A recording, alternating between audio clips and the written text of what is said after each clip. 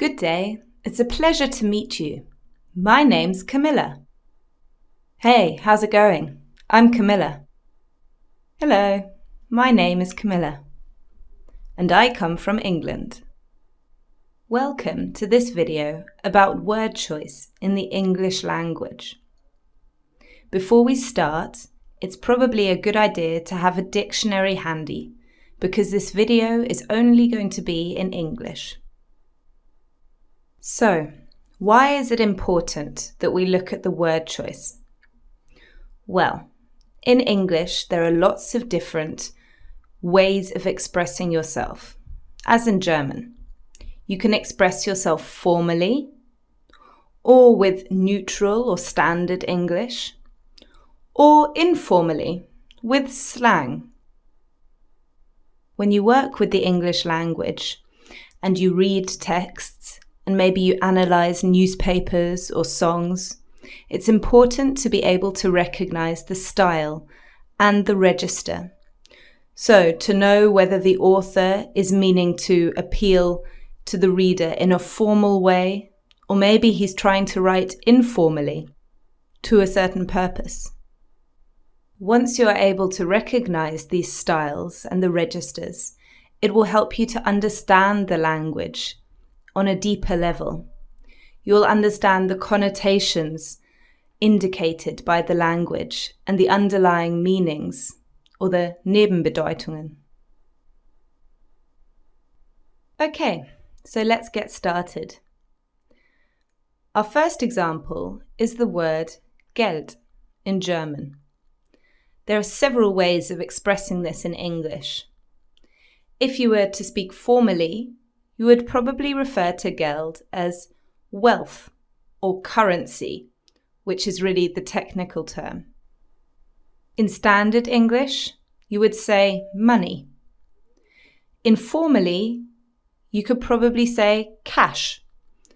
But if you wanted to be very informal and use slang English, you could say dosh or dough. This is Billy. He wants to ask his friend for some money. Do you have any currency I could borrow? Oops, something's not right. Exactly. Currency is far too formal if you're speaking to a friend. So he should probably say, do you have any cash I could borrow? Okay, let's look at the word sterben. So formally you could say to pass away. In standard English it would be to die. But informally and slang English you would say to kick the bucket. Look at this newspaper article. At 3 a.m. after a long battle, the Prime Minister kicked the bucket. Something's not right. Exactly. Kick the bucket is far too informal for a newspaper. It's also a little bit disrespectful in this case. It would be much better to say, at 3 a.m. after a long battle, the Prime Minister passed away. You should probably note that English newspapers are usually written in standard English and not really in formal English, although sometimes these boundaries are blurred. And what about schwanger sein? In formal English, it would be to be with child. This is almost an old-fashioned expression.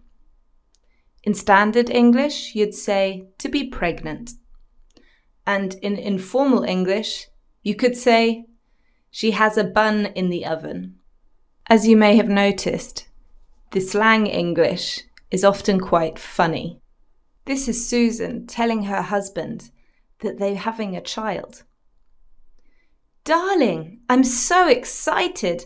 I am with child. We're having a baby. If Susan lived about 100 years ago, this might have been okay. But now, this kind of language is far too formal. It would be much better to say, Darling, I'm so excited. I'm pregnant. And the word Toilette. In formal English, it would be lavatory. In standard English, toilet. In informal English, you could say loo. And in slang English, so slightly more informal still, you could say bog. Richard, the schoolboy, is asking his teacher if he can go to the toilet. Please, miss, can I go to the bog? Oops. I think the teacher would be very angry if you said that. It's much more polite and standard, really, to say, please, miss, can I go to the toilet? Or, please, miss, can I go to the lavatory? And now the expression, beruhige dich. In formal or standard English, you could say, calm down. This would be appropriate in both situations. In a more informal situation, you could say, chill out.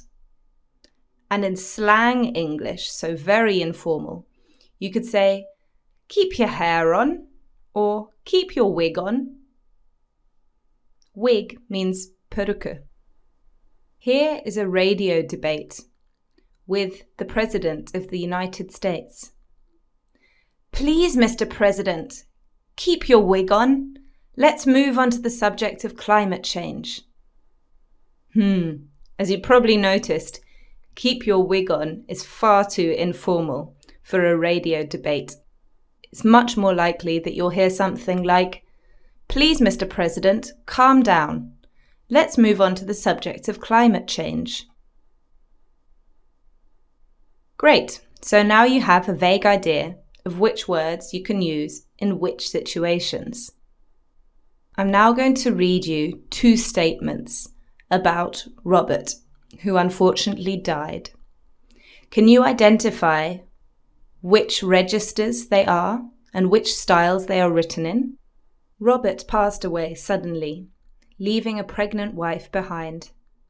He had had a tremendous life, earning lots of money. Robert kicked the bucket all of a sudden, leaving his wife with a bun in the oven. He'd had a wicked life, making loads of dough. Exactly. The first one is formal, or maybe even standard English. And you can tell this by the words passed away, pregnant, tremendous, and money.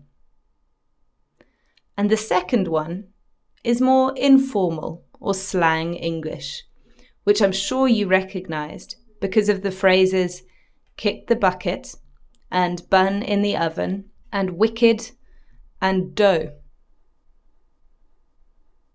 Right, your final test is a conversation with the Queen.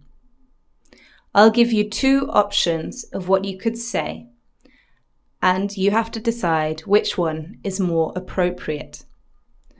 So, the Queen phones you up, and this is how you respond. A. Your Majesty, it is an honour to speak to you. B. Hi, Queenie, it's great to have a chat. How would you answer? A or B? Exactly. You would answer with A. You would call her Your Majesty because it's respectful. And to say it is an honour is a formal way of expressing your gratitude. So now she invites you to come for tea. How do you respond? C or D?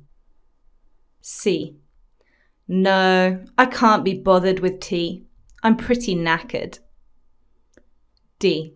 Unfortunately, I will not be able to attend tea, as I am rather exhausted. Of course, you would answer with D, with unfortunately, and I will not be able to attend is rather a formal way of expressing yourself, and exhausted as a way of saying tired is also formal. And now your conversation has come to an end. How would you say goodbye? E or F? E. Laters, Liz. F. Goodbye, Your Majesty. Of course, you would never say E. You could, of course, say goodbye, because that is standard English, and saying Your Majesty once again shows respect. Well done, you made it to the end of the video. Thanks very much for listening, and I hope you enjoyed it. Farewell. See you later. Take care. Goodbye.